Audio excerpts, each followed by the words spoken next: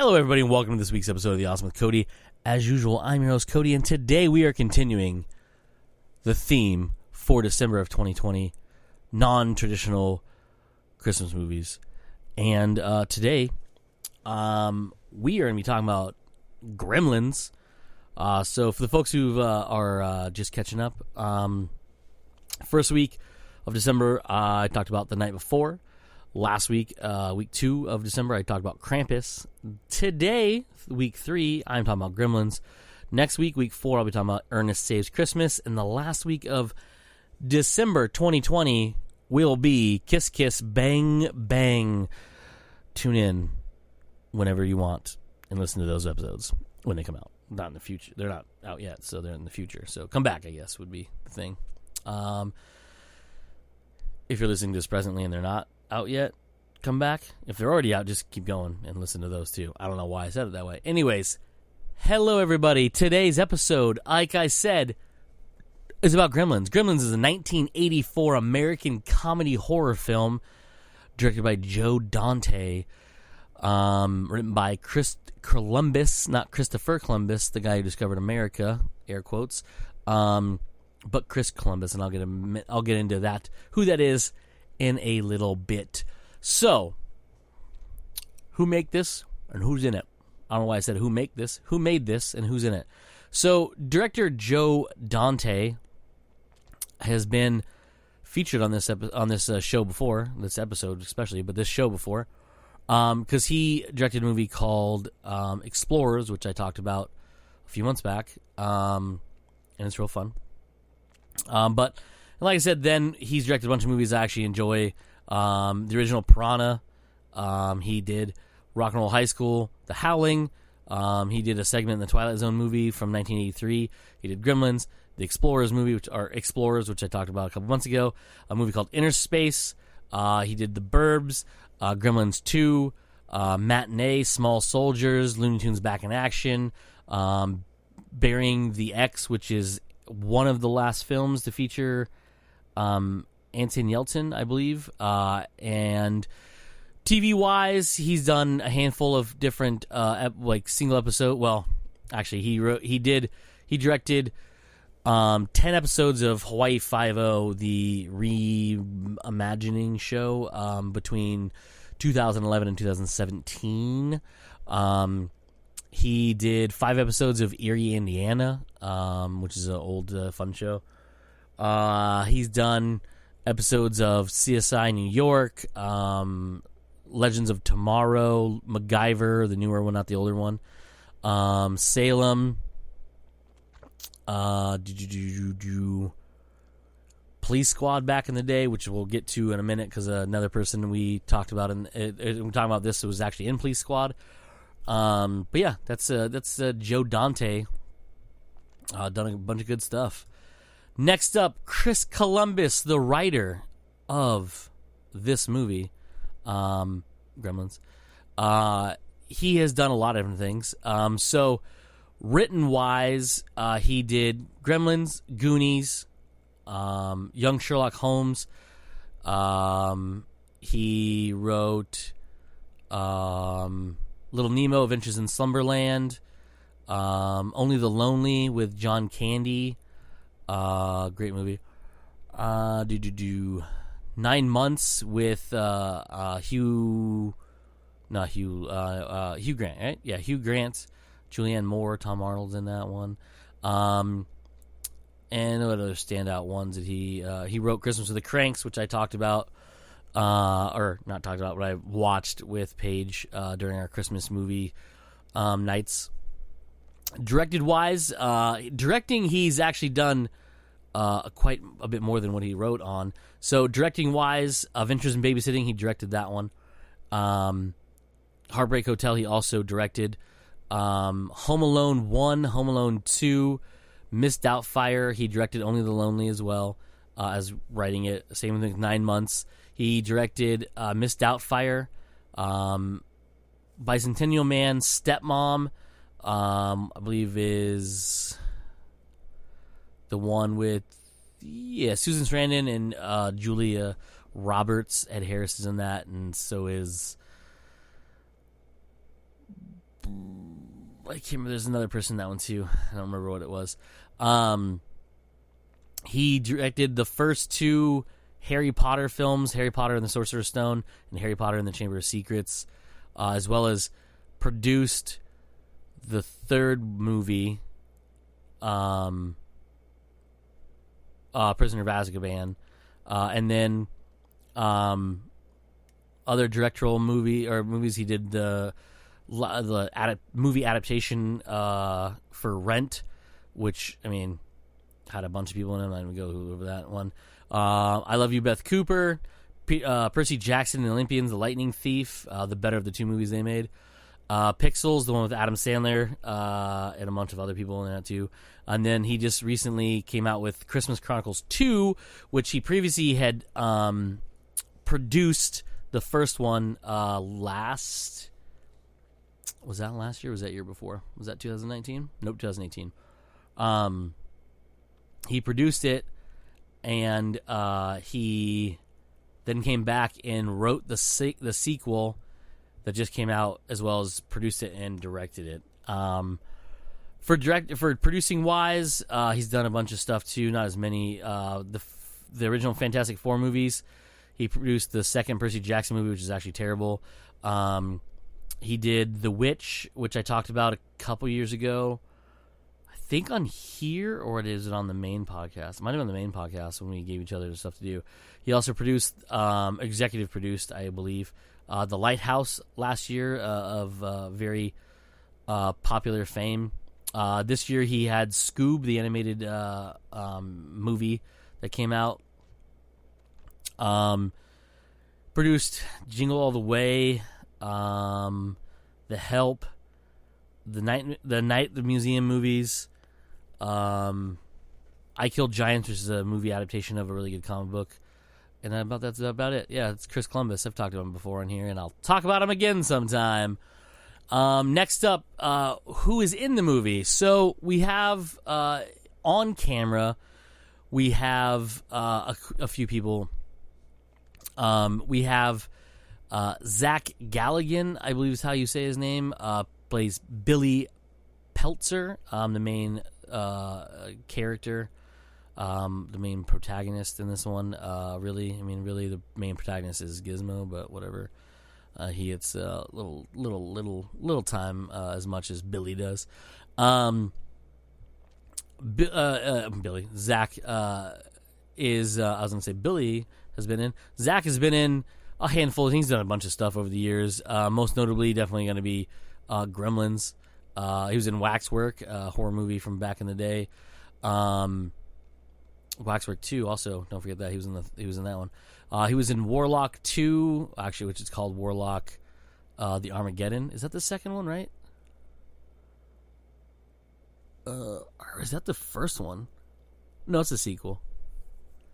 Yeah, because Warlock was the first one. I was like, they didn't throw it off fucking semicolon or colon.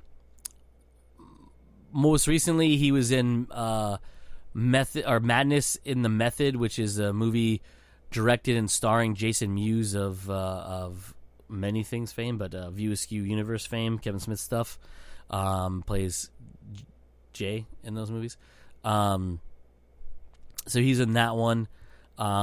Television wise, has been in a handful of episodes of different stuff, everything from Law and Order, Seventh Heaven, Star Trek Voyager, Dr. Quinn, Medicine Woman, Pacific Blue, Tales from the Crypt, Melrose Place. Yeah, those things. That's it's him. That's Zach Galligan. Definitely most known for being in Gremlins and Gremlins 2, The New Batch. Next up, Phoebe Cates. Phoebe Cates plays the love interest, Kate Beringer.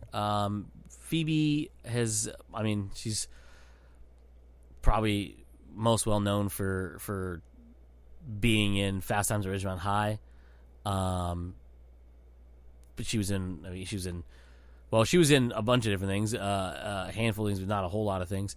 So Fast Times at Ridgemont High, Private School, Gremlins 2, Day with an Angel, Heart of Dixie, I Love You to Death, Drop Dead Fred, which I love. yeah, that's about it, really. And then she's in a Lego Dimensions video game in 2015 as the voice of Kate Barringer from the Gremlins scenes. So that's Phoebe Cates. Phoebe Cates is well known, mainly well known because of Fast Times at Ridgemont High, if you know what I mean. Next up, we have Hoyt Axton. Hoyt Axton plays the father to Billy, named Randall or Rand Peltzer, the inventor of the movie. Not inventor of the movie, but inventor in the movie.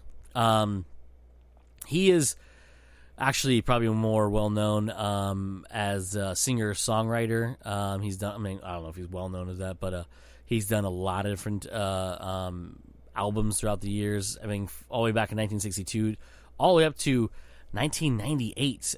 But in the late 70s or mid to late 70s, he was very popular in the U.S. country scene. Had quite a few hits out there. Not that I ever listened to him, but I did find out when I was looking it up. But movie-wise, for me, his one I always think of is going to be Gremlins because that's the one I know him from. But Act of Vengeance. There's another big one in there too. Buried Alive, TV movie. Or no, that's not the one I'm thinking of. Is it? Is that the one I'm thinking of? Hold on, real quick. Frank Darabont, right? Yeah, okay. Yeah. Buried Alive. I was like, I know that's the one I'm thinking of, right? Yeah. Had actually quite a few big people in it. Tim Matheson, Jason Lee was in that one. Yeah, Frank Darabont's a really good guy. Television appearances. I mean, he's on a bunch of stuff in the late 70s. Later on, he was on Growing Pains for an episode, or 2 or 7. Murder, She Wrote. Dallas, the early years. Different Strokes.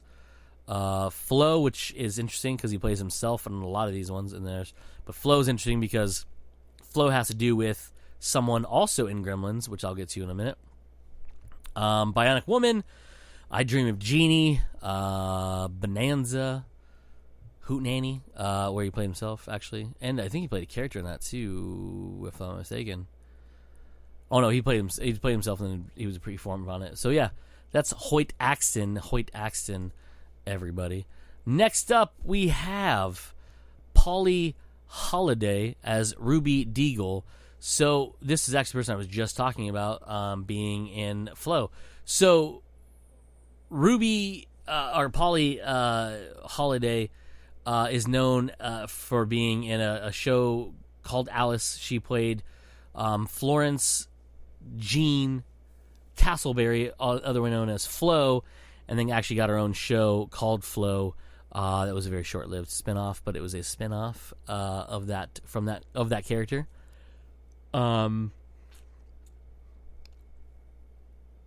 Which I don't remember. 2 seasons, yeah, or well, actually one season, 29 episodes. But she was in 90 episodes of Alice, which is a huge show in this. Again, mid to late 70s, over on the CBS. That was really big. Yeah, that was a good one too. And then a handful of other things. She's been in Stir Crazy, Golden Girls, Amazing Stories, The Equalizer, Home Improvement for a few episodes. The Client in the late or mid 90s. Movie wise, Gremlins, Miss Doubtfire. She was in Parent Trap, Heartbreak Kid, All the President's Men, The One and Only, with Henry Winkler. It was a good movie too. That's Polly Holiday, or Flo, as most people know her. Next up would be Frances Lee McCain as Lynn Peltzer, the mother of our hero Billy Peltzer. played by Zach Galligan. So I don't actually know her from too many things. She's been in the things I've seen because I looked them up. She was in Footloose. She was in Back to the Future. She was in Stand By Me. She was in It Takes Two. She was in Scream. She was in Patch Adams, True Crimes, Honky Tonk Freeway. I don't know actually what it is. I just think it's a funny name. But yeah, that's who she is. I mean, I recognize her, but I don't know her very well. Next up is Judge Reinhold. Judge Reinhold was barely in this movie. He was in 2 scenes, but he played a douche in it, so that's fun. He plays Gerald Hopkins or Jerry, or Jer. Is it Jer or Jerry? They call him. I can't remember his name, but his name's Gerald. He plays a bit character in it. Who should have had on-screen death, if you ask me. But whatever. Next up is Dick Miller. Or Judge Reinhold, if you don't know who that is, Beverly Hills Cop 1, 2, and 3. That's really all you need to know. He's been in other stuff, War Games. He was in Fast Times at Ridgemont High along with Phoebe Cates. Bunch of TV shows. Nothing long-term TV show-wise. But yeah, it's Judge Reinhold. You know who he is. He's been in a bunch of stuff. Next up, like I said, is Dick Miller. Dick Miller plays next-door neighbor to our hero and his family. His name is Murray Futterman. Town drunk in a way, kind of with his show him off in this one. I talked about him because he was in Little Shop of Horrors. He was also in Explorers. He played, I want to say, right? I'm right about that, right? Well, I should say, he was in Little Shop of Horrors, but the 1960s version. So not the one with that I talked on here on with Rick Moranis. Did I talk about it on here? I did, right? Did I talk about Little Shop of Horrors on this podcast? I think I did. I can't remember. I've done too many of these. But yeah, it's he's in the 1960 version of that. He plays Brunson Fauch. But he was the helicopter pilot that found the ship, the little thing they were flying in, and with the jacket and everything, in Explorers. He was in the Terminator. He was in Swing Shift, Chopping Mall, Night of the Creeps, Inner Space. He was the cab driver. Dead Heat. That's a good one too. You guys ever seen Dead Heat? Dead Heat's a fucking fun movie. With Treat Williams and Joe Piscopo. I watched that earlier this year, I believe.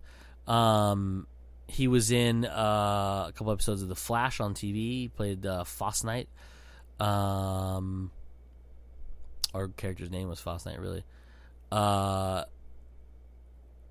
Batman animated series. Bunch of stuff, man. He was in The Hole, also directed by Joe Dante. He was also in Barry the X, which, again, Joe Dante likes to work with the same actors over again. I don't think I mentioned that earlier. Yeah, I mean, it's him. He's been in a ton of things, and just recently passed away last year, unfortunately. Yeah, so it's Dick Miller. Next up, we're going to rapid fire through these last few. We have Corey Feldman. Corey Feldman plays the friend to Billy. He plays the Christmas tree also in this one. His character's name, Pete Fontaine. His dad sells Christmas trees, and he dresses up a Christmas tree and helps his dad at the lot. So yeah, it's Corey Feldman. He's from Goonies. He's from Explorers. He's from Lost Boys. All of them, unfortunately. But yeah, it's Corey Feldman. Everyone knows who Corey Feldman is. Last on-screen actor is, I want to say it's Key Luke or K Luke. I'm not too sure. He plays Mr. Wing, the owner of the air quotes junk shop that Gizmo was purchased at. And he is an older actor. He passed away in 1991, but his career was, he was the original Kato in the 39 and 41 movies of the Green Hornet. He was the voice of Brack on Space Ghost in the 1960s.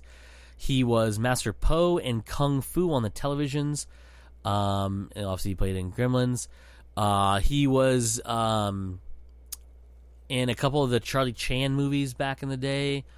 Yeah, he's done a shit ton of movies and television. There's so many different episodes of different shows all over the place. So yeah, that's Key Luke. I'm not too sure. I think I said that same way twice. But yeah, that's him. Last thing we're going to talk about before I go briefly over the movie is voice actors in the movie. And I'll give you a couple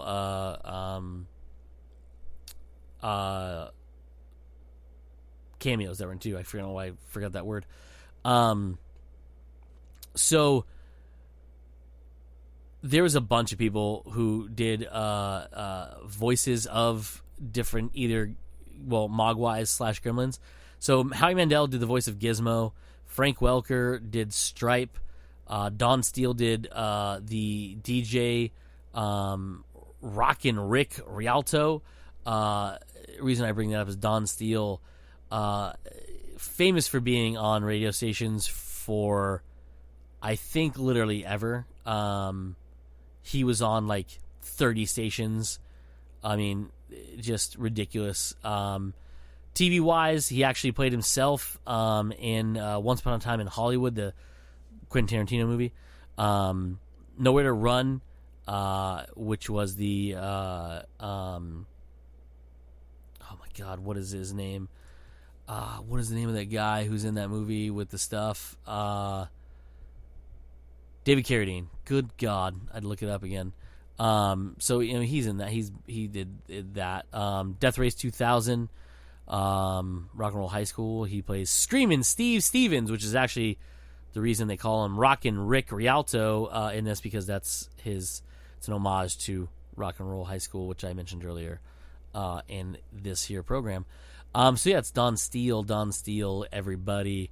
Next up, voice actors Marvin Miller, who is uncredited in this movie, but he plays Robbie the Robot. He is done so many things.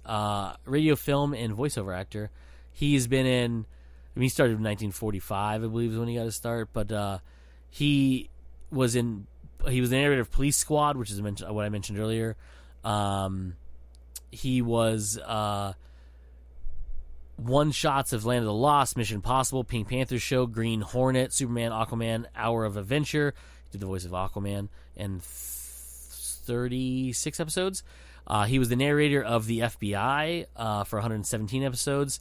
He was a TV announcer on Batman, the 1966 Adam West Batman. Perry Mason, Adventures of Ozzie and Harry. He's done a ton of different TV shows. Movie-wise, I mean, he did small bit roles in a bunch of stuff. He did narrating for a bunch of different things too. So many things I can't even go over all of them because it's take too long. And then we have, like I said, Frank Welker. Frank Welker's probably best known as playing Megatron and Galvatron and Soundwave and Curious George and Garfield and all sorts of stuff. Howie Mandel's a comedian and nefarious germ freak. Is on America's Got Talent, right? Is what he's on now. But cameo-wise, Steven Spielberg actually makes a cameo. He's a producer of this here movie. I forgot to mention that earlier. I guess I should have said that. He's one of the executive producers because it was through his production company, Amblin Entertainment, which is pretty cool. And he has a big name, Steven Spielberg, so when they say Steven Spielberg presents Gremlins. You have Tom Berenger, who actually plays a TV anchor or TV reporter. You have Chuck Jones of, funny enough, Looney Tunes fame, as Mr. Jones, who is Billy's drawing mentor. And then you have, I think that's really all the bigger ones. Yeah, that's about all of them. There's a bunch of other ones too. So Gremlins, for the folks who don't know, Gremlins is a movie all based around the few days before Christmas and Christmas Day, or Christmas Eve, technically, into Christmas Day, where our hero's father, played by Hoyt Rand, is on the search for a present for his son for Christmas while he's out on a venture trying to sell his inventions to people, and all his inventions are terrible. They usually break down and are not that great of inventions anyways. He stumbles upon being brought to a, as he calls it, junk shop in Chinatown, which I'm guessing is probably somewhere in California, like San Francisco area. This leads him to be buying Gizmo, a Mogwai, a special mysterious creature that was chirping and singing. He buys it for a pet for his son Billy. And there's 3 rules with Mogwais. Mogwais are extremely sensitive to light. Could kill them.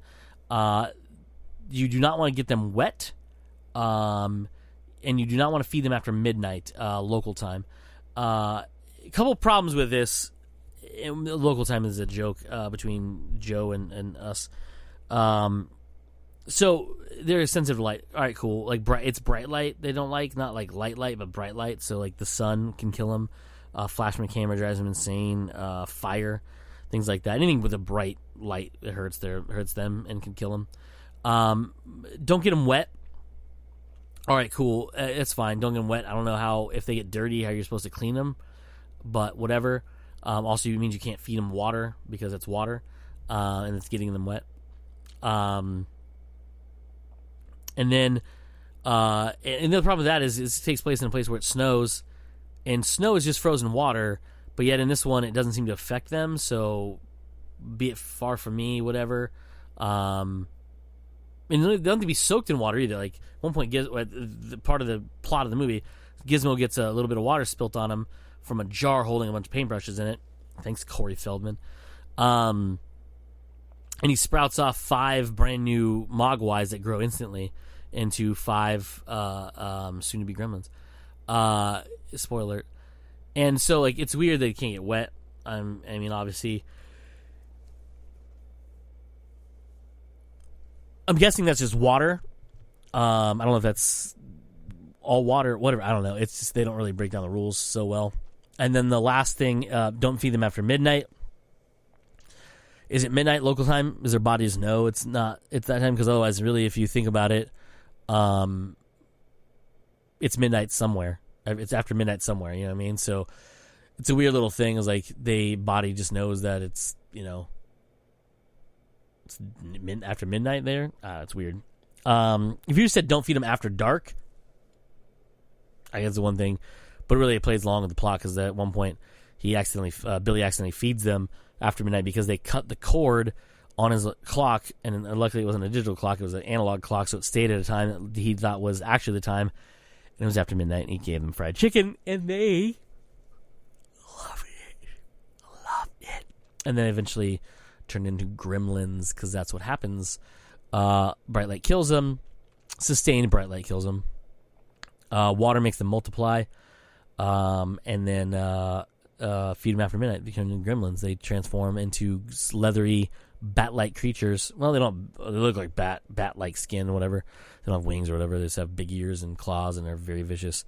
Actually, they were vicious beforehand, too, because Gizmo's the only really nice one. But yeah, and then the shit goes bad, and then he has to fight off Gremlins. His mom, by the way, fucking MVP, takes out 3 of these motherfuckers. 3 of them. In brutal ways, too. One goes in a food processor. One gets thrown into a microwave. And one gets stabbed to death with a knife and suffers slowly on a cutting board. Because if you watch in the background, he's pinned to the cutting board with a knife after being repeatedly stabbed. And he's writhing and trying to grab at the knife, which is brutal to watch. But he's a gremlin, so fuck him, right? And the one in the food processor is just, pretty much just instantly killed. The one in the microwave suffers quite a bit before he explodes inside the microwave. But yeah, a cat lady gets yeeted out a window. off of electric stair chair. I don't know if you know what those are. Featured in such amazing comedies as Psych, as well as Gremlins, amongst other things too. Yeah, that's about it. You could probably guess. They win. Town gets, and a bunch of people get murdered. Everyone seems to be okay with it, even though some people know exactly whose fault it is. Corey Feldman's. And yeah, that's it for this week's episode, everybody. We're talking about Gremlins, everybody. Tune in next week when I'll be talking about Ernest Saves Christmas. So that's it for this week's episode of The Awesome Cody. I have been your host, Cody, and as usual, like I always say, let's be awesome.